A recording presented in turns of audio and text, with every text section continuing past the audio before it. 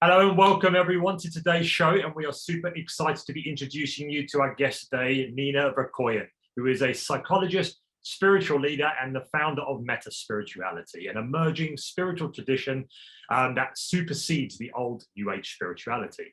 Now, Nina has been teaching spirituality, meditation, and yoga for more than 15 years. She's appeared twice on the cover of Yoga Journal in Russia, New Yoga Magazine USA, and has been called a Teacher of the Month on Magazine in the UK.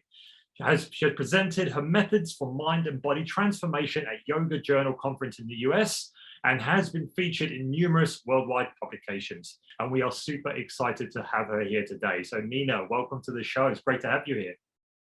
Thank you so much for having me. My pleasure. Thank you. You are most welcome, and that's such an intro. You've been one busy lady, that's for sure. So I'd love for you to just start off by introducing yourself. Tell our listeners a little bit about you. How did your journey lead you to where you are today? Well, I believe my conscious path, spiritual path, started at the age of 11 when I created my own method of meditation. It's actually a funny story. My mom, she was into spirituality and esoterics and astrology, all things like that. She went to a spiritual meeting and she was given a mantra and she was taught how to meditate for the first time. And when she got home, she announced the news to me. She said, now I have my personal mantra for meditation and I don't want to be disturbed. I'm going to go now to my room and meditate. And you, Nina, stay in your room and please be quiet. I felt so humiliated because I told Mom, please give me this mantra. I also want to try the meditation that you were taught. And this is the first time we both heard the word meditation. So we both never tried it before, but I was so curious. I wanted to do it, but she refused to give it to me. She said that the teacher who gave the mantra to her said that it's prohibited to share this mantra. So I was very upset and I went to my room and I said to myself, okay, I will pick any word and I will do that too. She kind of roughly told me what it is about. She needs to repeat the word and close her eyes and sit like that. So I picked the first word. I believe that was some random word like matches, like lightning matches. And I started repeating it to myself like many times with my eyes closed. And suddenly, out of the blue, I felt something very different. I felt this spontaneous expansion, and I definitely felt very different.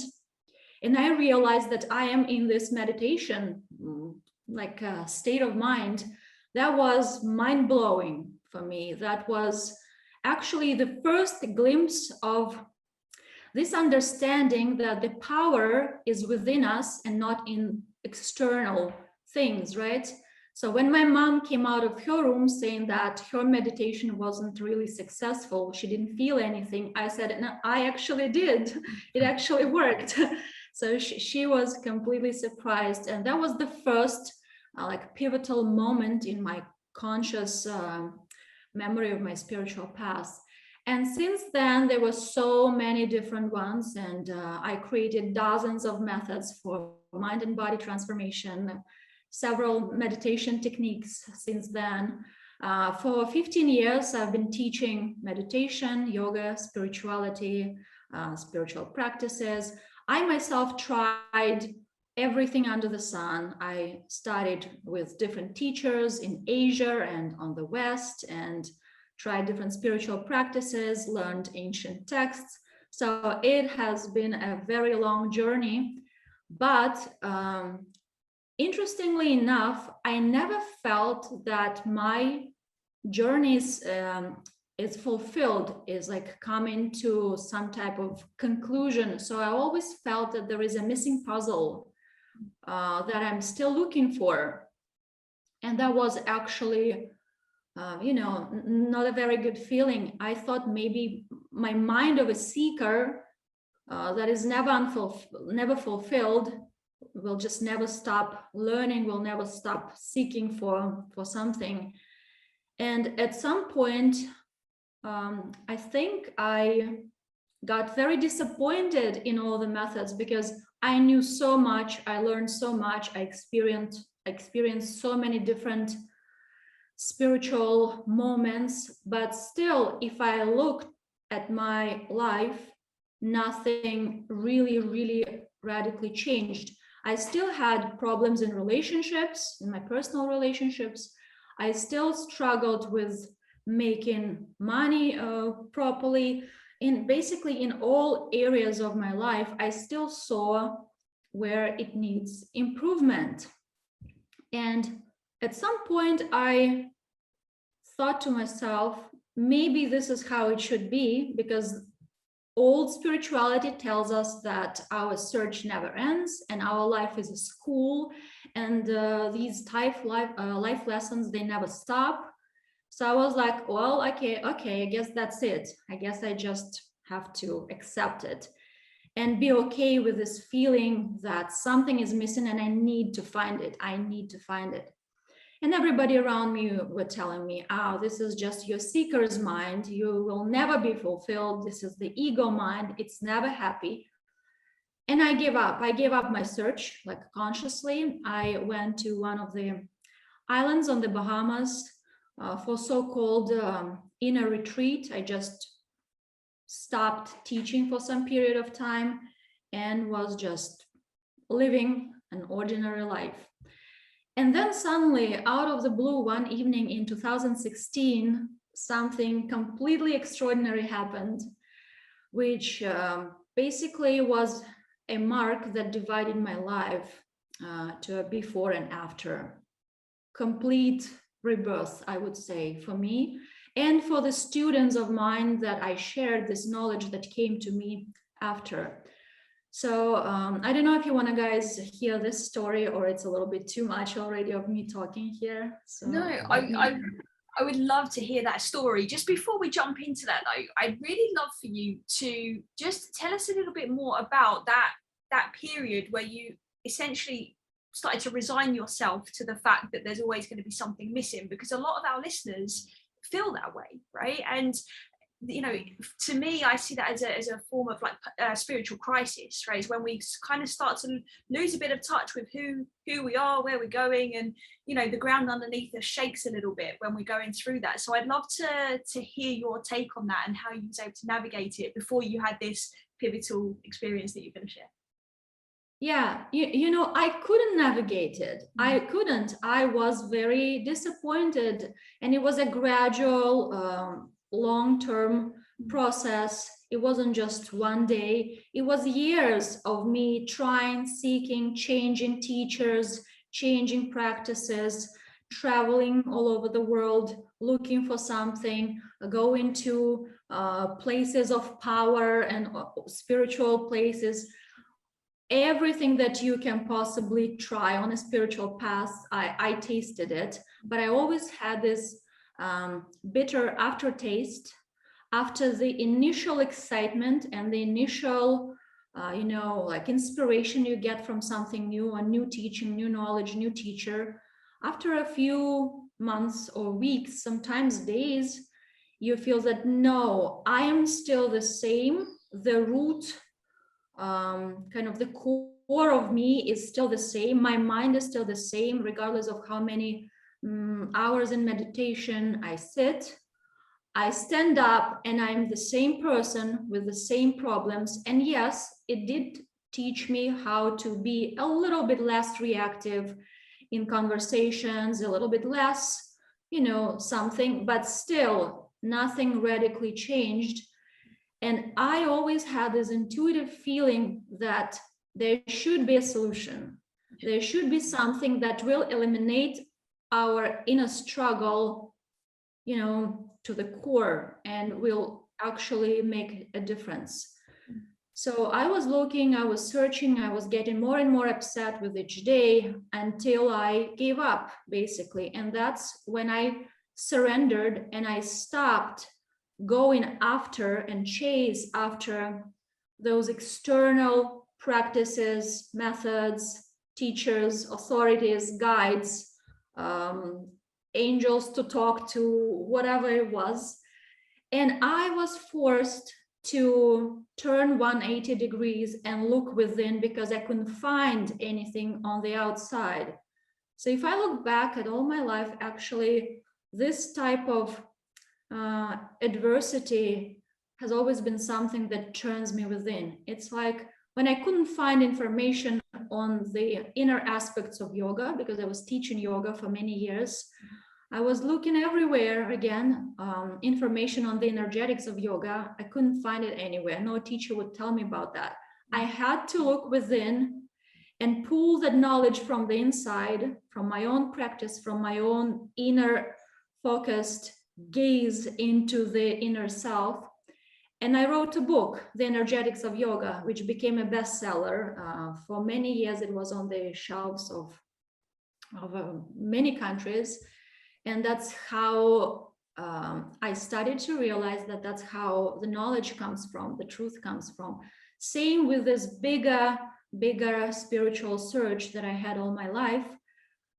The more disappointed I was getting on the path, the more I was looking within. And then when I completely gave up looking at external things or people, authorities, then this thing happened. I think I kind of emptied space of that glass in order for it to be finally filled with my inner wisdom, our inner wisdom, basically, because meta spirituality believes that we are all one. There are no separate souls. There's no duality on a higher level of existence. And this one shared soul that we are, basically, that's what I can say. That's what we are.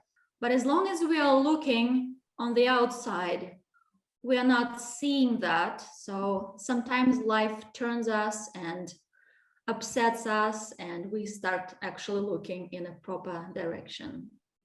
Yeah, absolutely. Like what you said, 100% spot on. Is so many people are chasing, trying to find the solution when the answer is in front of them the whole time. The only problem is they don't see it because they don't take the time to step back, surrender, and just see what happens. You know, and when they like did what you did, you stop chasing. You stop trying to look for all these external solutions, and you just surrender to it, step back and go, okay, I'm not looking anymore. And then you start to see different opportunities, you start to see different things in different ways, and you start to realize the solutions in front of you the whole time. But because you've been so focused in going in one direction, trying to find this specific solution, you've completely missed the solution is right in front of you all the time, and that solution is within. It's like you have the answer. You just have to tap into that and be able to listen to yourself instead of listening to all the noise that is around you. I think it's just so powerful. That art of surrender is just so powerful.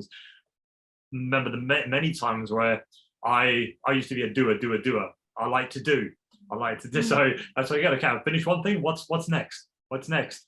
And when I finally got to the point of being able to just kind of step back out of it, and you start to realize you can actually get a lot more done in a short space of time, feeling more energized and not focusing on the external, and you still be able to keep your internal world healthy, energized, and resourceful as well. So that whole surrendering and or like the quote unquote giving up is what I think a lot of people need to start to adopt as a practice, and then they'll start to find the solution that's been there all along. So right. I'm curious to know your thoughts, Nina, for anyone that's listening that's struggling to get to that point of surrender so they can turn to look inwards. What are your thoughts on that? Because often, obviously, we see the pattern over time is that we wait for something pretty significant to happen before we do that. Do you think that everybody has to get to that point before they truly look inside, or do you think there's a choice that people can actually like listen to a podcast like this and be like, oh, that seems like a smart idea, let's give it a go? Like, what's your thoughts on surrender? Yeah, you see, the old scenario was that we wait for the crisis in order to start changing within. And actually, according to meta spirituality, we create the crisis on the outside in order to inflict change within, because we are the creator and we create everything that is around us. Everything around is our creation, and it doesn't exclude anything. It doesn't exclude any crisis. So when we don't have enough either inner motivation to change or something else like that, we create crisis on the outside, which forces us to start changing something. But that was this old scenario that I feel that we are collectively graduating from. And that's why meta spirituality comes into play now, because we are getting ready for a new perspective. And this new perspective is this understanding that because we are the creator, we can cancel our life lessons, otherwise they will never end. And we are the ones who prescribe those lessons to ourselves. And we don't have to learn through adversity and through crisis. We can and should, I feel this is our spiritual duty, our new task, let's say, that we learn from just inner motivation, from this conscious understanding that our function as a creator is to expand, like always expanding universe. We need to expand, we need to grow, we need to go through many different experiences, but they don't have to be negative necessarily. We can also grow from happiness, from mutual, respectful, loving relationships. We don't have to grow through crisis all the time. And this is both a choice and a necessity for others. So it depends on a person. Everything is a choice. But some people will choose to wait until there's no other way than to face something. But that's why meta spirituality is here. That's why I'm trying to promote this new tradition that will guide people in a different direction. Yeah. So can you tell us a little bit more about your mission of meta spirituality? Yeah, this is actually what we just talked about, giving spiritual seekers a new way to be on their spiritual path, a new perception. I would even say a new identity of, I call it meta self, like a bridge between the creator and human. The relationship between the two, the relationship that hasn't been developed yet. That's why there's no such identity yet. It self-creates in the process of establishing this relationship between God and human. So this meta self is the self which has new eyes and new perception of oneness, where it understands that everything on the outside is a reflection, but not in a, like a symbolical way. Because many people, many teachers say we are all one. What does it change? It doesn't change anything. It's more like a phrase, a speech, kind of expression. We are one, so what? And then we still divide. We still divide teachers and students. We still use intermediaries such as affirmations, channeling, visualizations, and all sorts of techniques. So meta spirituality doesn't use intermediaries. It helps you develop a direct relationship with the creator inside of you, who is you. So we are ready for that. And I feel that's what we are seeking for collectively. We are ready to take this full responsibility, because what the creator is and what its main function is, it's full responsibility. When you take ownership of everything that's around you, you take full responsibility for everything that's happening within and without you, you become the creator. We cannot change anything that is separate from us. If we live and we perceive others and life as something separate from us, we can't change it. We can't influence it, we can't control it. We try, of course, we try to control others, we try to control circumstances, but this is not getting us anywhere. So there is another way to look on everything through the eyes of this meta self, through the eyes of oneness. And when you know that everything is you, you become capable of actually influencing what is you, what is within your self. And it's a very interesting process. So what does that look like practically? So for our listeners that are here and they're thinking, okay, well, this is making some sense, and they like this idea of New Age spirituality, and they're really buying into what you're talking about. How do they then implement this? What does that look like practically in somebody's life? Oh, it's a difficult thing to try to explain in this format, because, as I said, we need to develop a relationship, and it's not a magic pill that you take.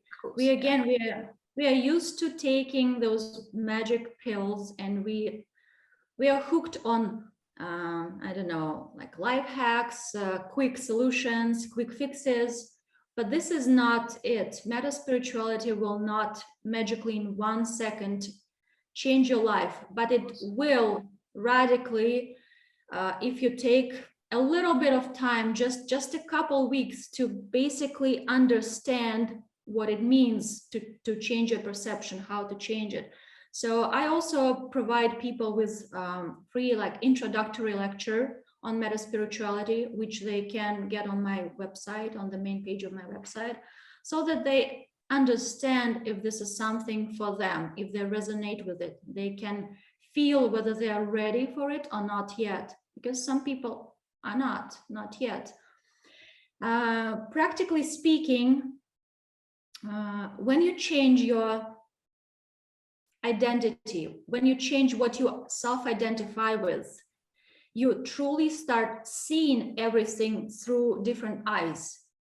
And when you see something from a different perspective, you change things, because the way things are created is by perceiving them. So the other world is this world seen and perceived differently.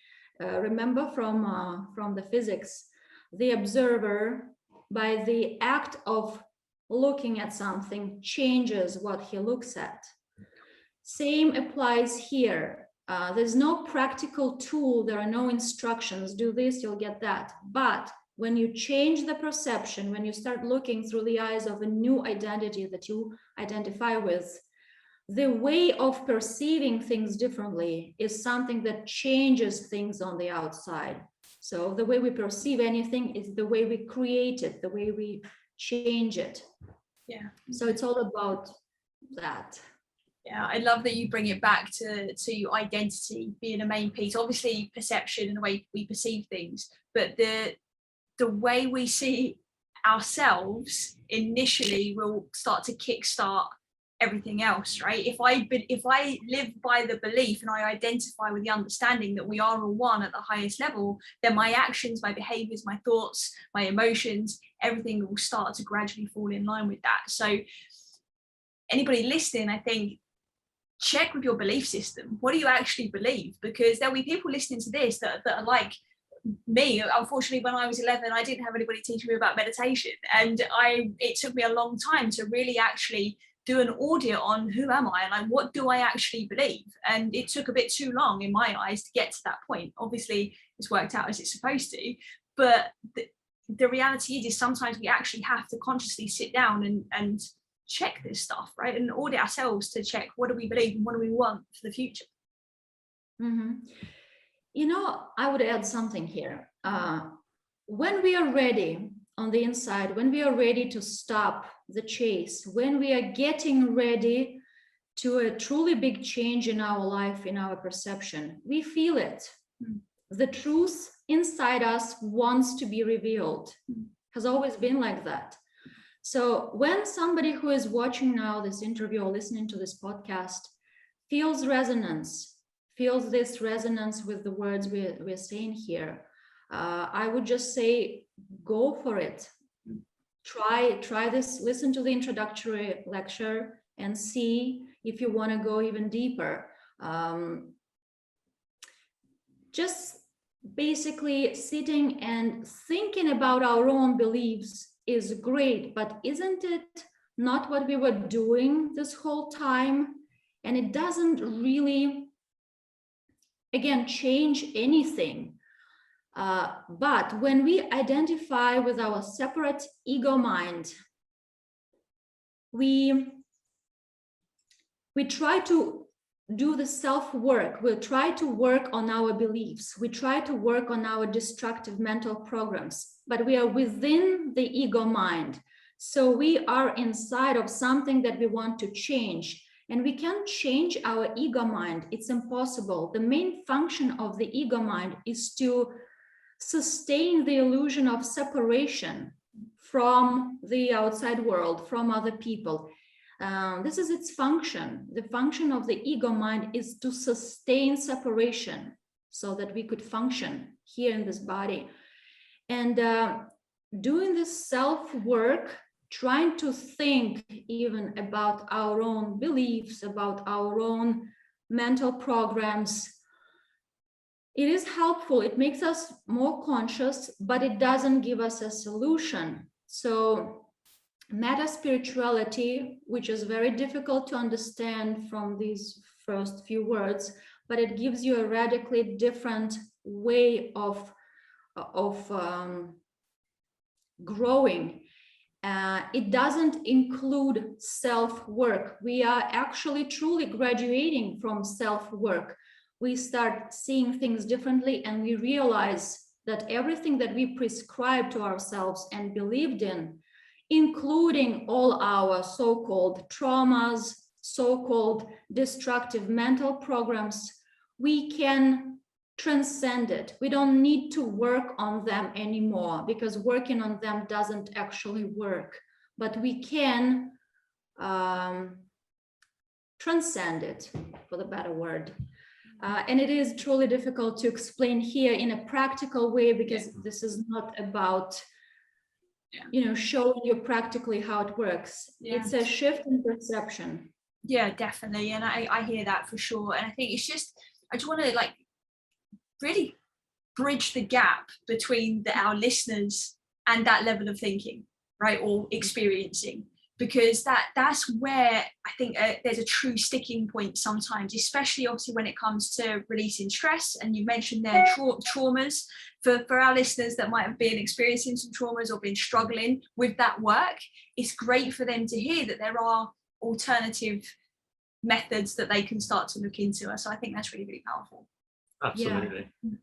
Yeah, absolutely, definitely. I said any method that can help you to kind of step out of that state of stress, anxiety they're experiencing, and tap into those higher levels of consciousness is only gonna, I think, make more of an impact in the lives of them, well, their lives, but also the lives of people around them. And what I want to touch on is your goal that you mentioned on your website for Meta Spirituality, which is about affecting the consciousness of millions of people, and what he calls a collective graduation from living in a partial truth and fragmented knowledge of old spirituality and religion. Tell us a little bit more about this goal. Like, can you touch on this and go a little bit deeper on this for us?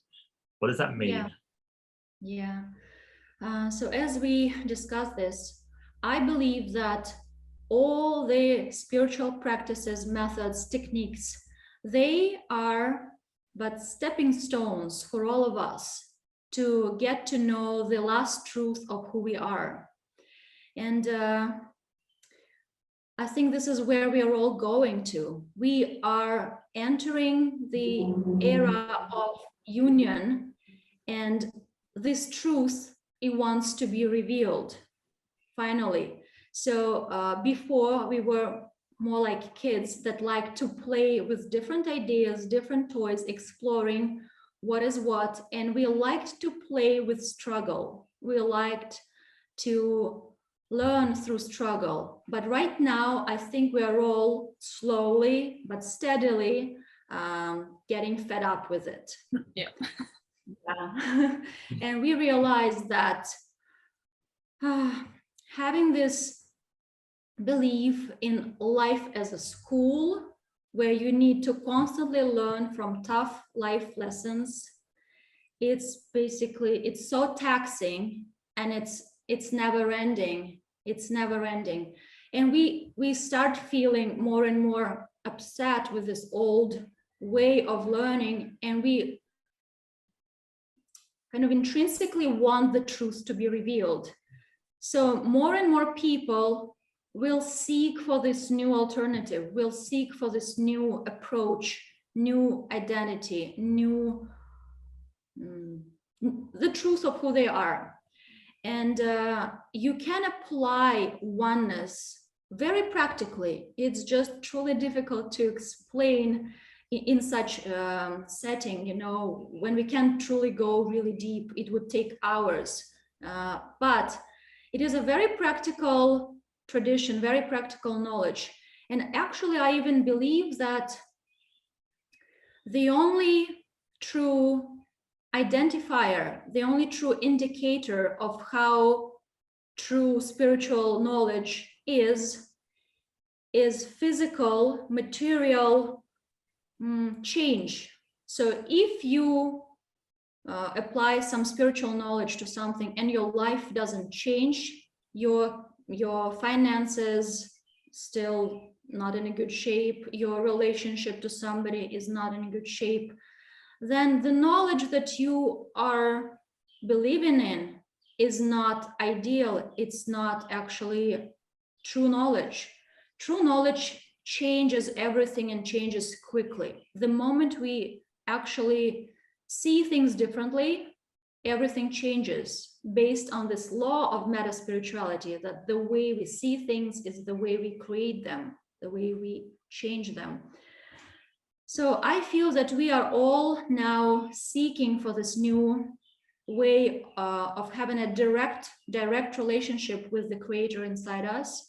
We will start dropping those tools like visualizations, affirmations, channeling, or we will still use them, but we will know that we are channeling ourselves. We are talking to ourselves. We will stop giving away our responsibility, our power to the third parties. And by that, we will change every area of our life. Because when we become truly, in a positive way, responsible for everything, when we stop blaming others, when we stop waiting for some higher forces to do something in our life and with our life, we take full responsibility, and that's when change happens. We become way more mature. So this approach helps you way quicker and more efficiently than even basic psychology. I'm a psychologist, I graduated from psychology, and I can with confidence say that this helps quicker and makes you more mature person way quicker. This one understanding. So what impact do you think meta spirituality will have on the world? So anyone who taps into their truth, seeking that truth and really taking their responsibility, what impact do you think that will have on the world around us? You will see immediate change in every area of your life. As I said, it cannot not change. When you change, everything changes. When you don't change, everything will be still the same. When we start perceiving life through the eyes of oneness and non-separateness, all the conflict, all the wars, all the problems will disappear. We will stop, or we will definitely create less of the external crisis. We will have no need for that.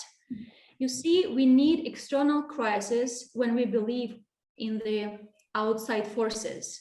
When we believe there's higher forces, if we believe there is karma, if we believe there is something on the outside that is our fate, that teaches us something, or some higher God that prescribes life lessons to us, we live in the position of a victim, in a passive position, and we don't take ownership of everything that's happening in our life. So when we drop that idea, this alone changes a lot in every aspect of our life, in the way we deal with personal relationships, how we bring more responsibility there, how we stop being in the victimhood, how we stop blaming others. Again, this is a very practical knowledge that changes everything. We cannot fight, we cannot blame, we cannot hate if we know that this is a reflection in the mirror, like literally, not just a phrase, you know, literally. If you are me, it will be very difficult for me to blame you, to hate you. So on a scale of human emotion, we will not go all the way down where people usually fall. When you remember who you are, and when you remember see everything through the eyes of oneness, you will maybe get upset a little bit, but then you bring yourself back to the truth of who you are, and you remember and you realize that you are the one who creates that, and not you don't blame yourself for that. Oh, I created that, it's my fault. No, you don't go there. You actually see and understand that you do it for yourself because this is what's best for you. This is what helping you. And you start seeing those parallels between what's happening on the outside and inside. So this is a very interesting process that changes everything. Absolutely. It's interesting because we see this with our clients, and I believe on our journeys too, is that we move from that victimhood, we move into responsibility, but one of the blind spots with responsibility, like you just touched on there, is that we can then turn that blame inward, right? And then there's shame attached and people beating themselves up and this kind of mentality. But then it's about moving from that place of responsibility to being empowered, right? And embodying that power. And I'm kind of hearing the way you're speaking to me, that power is the truth of who we are, right? That is that one and God is one and the same. And I think it's when we start to devote ourselves to that through our lifestyle, right? That's when we're not reaching for this practice or that practice, or I have to do this and then I can feel like that, right? It's that we're starting to actually truly adopt who it is we are, but not in the sense of I'm Charlotte and I'm co-founder of Wellness Theory, like outside of titles, outside of that external identity, right? It's about coming back to, okay, well, what is your nature? What's your essence? What does that look like? What does it feel like? And I really want to pick up on one of the words you used earlier, which was resonance.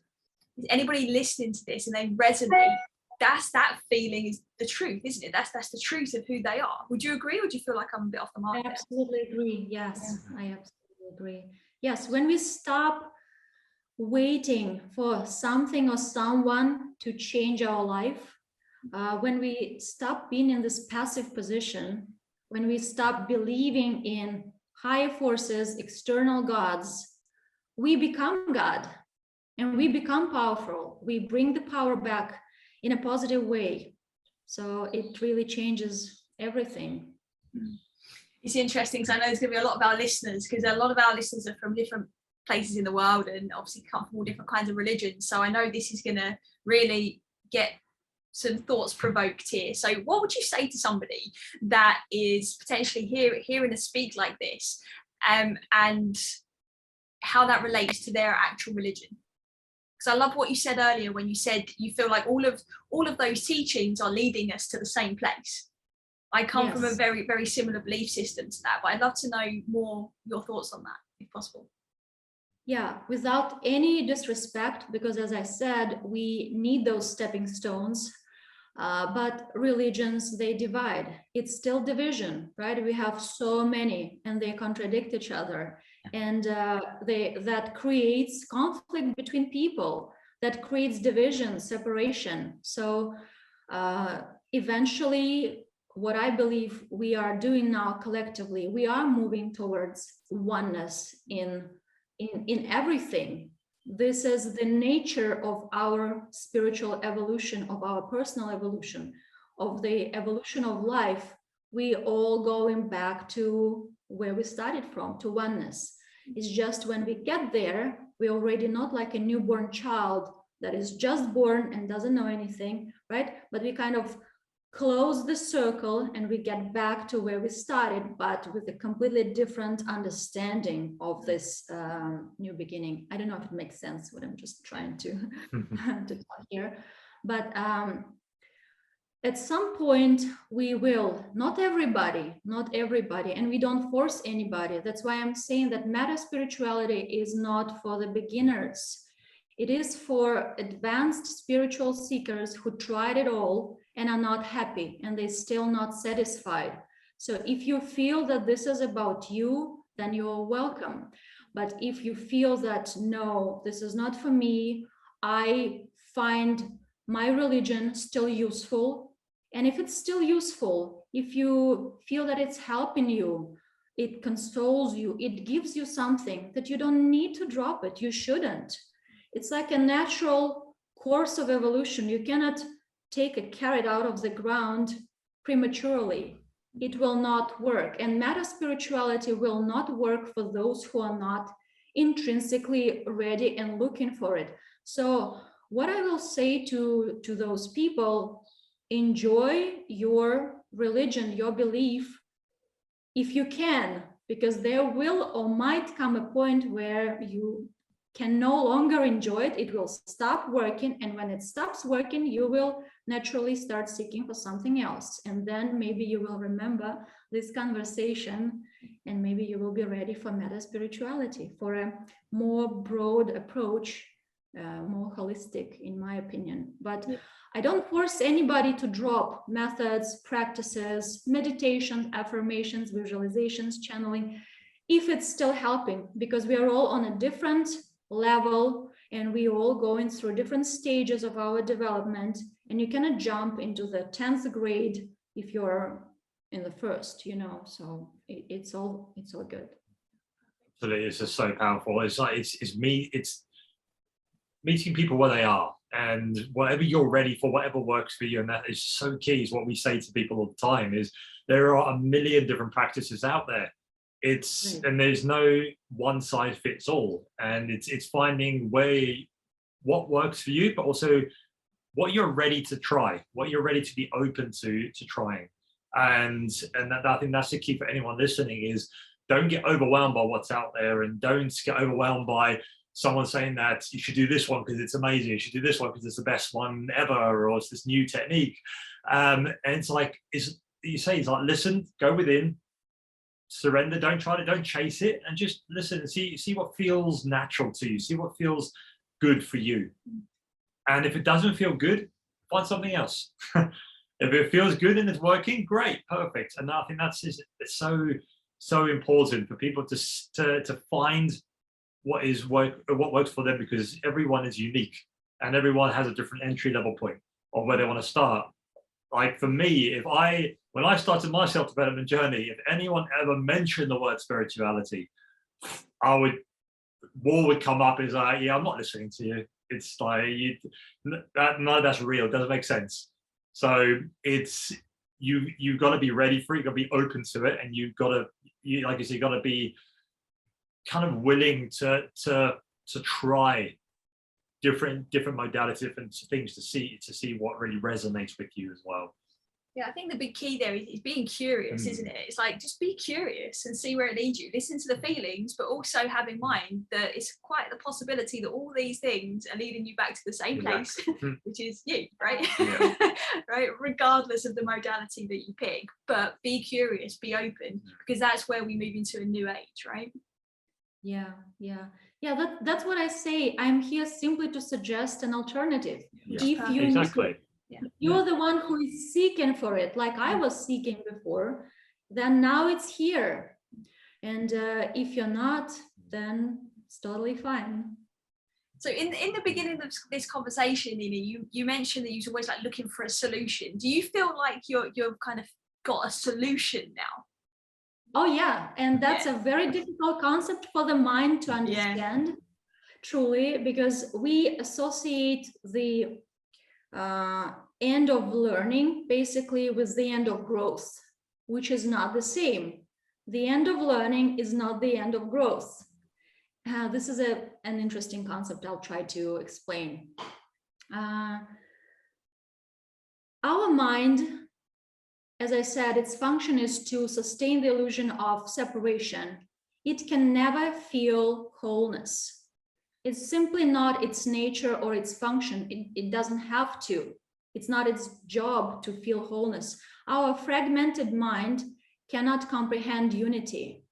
So ego mind cannot learn, basically. So everything that we were doing before is being in our ego mind, trying to change ego mind from within the ego mind. That's what psychology does. That's what many other practices do. And it doesn't help. So when I say the end of learning is not the end of growth or expansion, is that we stop learning from the ego mind, from that identity, and we enter absolutely different phase when we become God, we become the creator, whatever word we use, we become the truth, we become the power, we become the universe and everything that there is. And from that, we keep expanding and growing, but not through learning some techniques, some methods. We just expand the understanding of who we are. We apply this understanding into every moment of our new being. So knowing who we are, having found the answer, one answer to all the questions we had before as a spiritual seeker, we now came to the end of our spiritual journey. We've known the last truth of who we are. That's it. We are spiritually accomplished. We are realized. We reached the peak of spiritual Everest and the highest spiritual attainment a human being can possibly get into. But then this is not the end, because our mind thinks that if you find one solution or we stop our learning, that's the end. We're going to just degrade. No, this is not true. So when you find the truth of who you are, you actually start living it. You start applying it, and it's a never-ending process. But you're not learning anymore, because everything that you were meant to learn in this life is basically the truth of who you are. This is the one and only knowing and knowledge and truth you were seeking for while learning on your spiritual path. But you found the solution or the answer or the knowledge, whatever we call it. You know who you are now. Now, this is not the end. This is just the beginning. And I actually like to say that your spiritual path starts from the moment when you become enlightened, when you become aware of who you truly are. That's where your spiritual path only starts, because now you have become a conscious creator, unlike you were before. Before, you were an unconscious creator who doesn't know who he is and creates chaos as a result, unconsciously creating all sorts of chaos and struggle and all the things we see around. Once you've become a conscious creator, you now start creating mindfully, consciously. And this is a process that you will start living. And that's an interesting one. You start growing, yeah, expanding, but you are no longer learning. That's it. Life is no longer a school, but the creation of yours, conscious creation. I believe it goes from to quite rightly what you said there, and then from creator into contributor, obviously, and that they both kind of feed into each other in some way, I think. Absolutely. Yeah, it's about experiencing yourself on a daily basis and like your true self, who you are. So yeah, you stop learning and you just start experiencing every aspect of your true self. And the more you experience, the more you keep learning, the more you keep growing. And it's just such a powerful cycle that keeps going and going and going and never ends, which is awesome. I'd love to just jump in and ask you another question here is, how do you define the truth of who you are? Do you believe that, again, is that the same for everybody in your eyes? I'd love to just see how you see that. Like, how would you define that? If somebody's listening to this and is thinking, what do you mean the truth of who I am? Like, how do you answer that? Yeah, a difficult question to answer with our just words. But the truth of who you are is the same for everybody else. I believe that it wouldn't even be called the truth if it was different for everybody. We can have our personal partial truths about who we think we are. I am like that, I am like that, I am controlling, I am insecure, I am positive, I am good. But these are not the truth of who you are.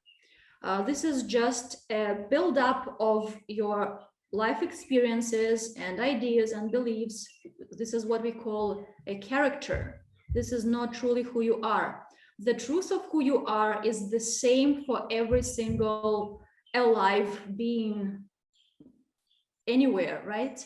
And this is the understanding that you are the creator of everything there is. Not you are as a person, but you as your true self. We have one big soul that is dispersed into billions of bodies, but we all share one higher self or one truth, basically. These words, truth, higher self, God, the creator, universe, they're all synonyms. They're all the same. And this is truth of who we are. So I don't know if I answered your question. You, absolutely, yeah, you definitely did. Definitely. It just popped into my mind then. There was a time I was journaling, and I had this realization. I was like, life isn't about Charlotte, it's about the I behind Charlotte, right? It's like, and I just remember in that moment when I was writing that, I was like, I was like, of course, right? And I'm still well and truly on my path, and it's just, I think, important for everybody to listen in and recognize where they are, and maybe even get a bit excited about where they are heading on their spiritual path. I think that's really important, because sometimes we can talk about spirituality from a place of crisis, like you've said, but for a new age, we need to start looking at it with that curiosity and excitement. Yes, this is a completely new, exciting process that the creator in us decided to experience. Before, it wasn't possible. Before, it was a different scenario that we as the creator were playing out. And right now, we as the creator want to have this new experience of knowing who we are while still being in a physical body. Before, it wasn't possible. Before, there was a division. We would only know who we truly are after we drop our physical body, basically after death. And right now, the creator wants us to know that we are God, but within a physical body, within a human form, and start this new process of living while knowing that. And this is something that has never happened before. So this is really exciting times ahead of all of us, because this is where everyone is going, somebody sooner, somebody later, but this is where we're heading to. Beautiful. Absolutely. So Nina, I just want to obviously thank you for being here today and sharing so much of your amazing wisdom with us. But before we do kind of say goodbye and leave you, have you got any final words for our listeners? Anything you think they really need to hear before we close off this episode? Well, I can only say that if you do resonate, our word of today, if you do feel resonance with it, just please try, listen to the first introductory lecture and see if this is something you want to dive deeper into. If you don't feel resonance, please don't feel upset. It means that you're on your spiritual path. Everything will unfold in its own time. There's no need to say to yourself, oh, I'm not ready or something. This is where you're heading, no doubt, but everybody will get there in its own time. So if you feel resonance, please join us in Meta Spirituality movement. We have a really big community, a big movement, and it's an interesting and exciting process. Beautiful. Awesome. Thank you so much for being here. Thank you so much for asking me to do this interview. I'm very honored. Thank you. It was a pleasure. Thank you. Definitely. So we will obviously post all the links that we have for you, your website, your social media, everything in the show notes so people can easily find you, and also find that free call as well on your website. Yeah, and then apart from that, I just want to say a massive thank you for being here, massive thank you for sharing everything and just having this beautiful conversation with us. It's been great to have you. Thank you so much, guys. Was very, very happy to meet you.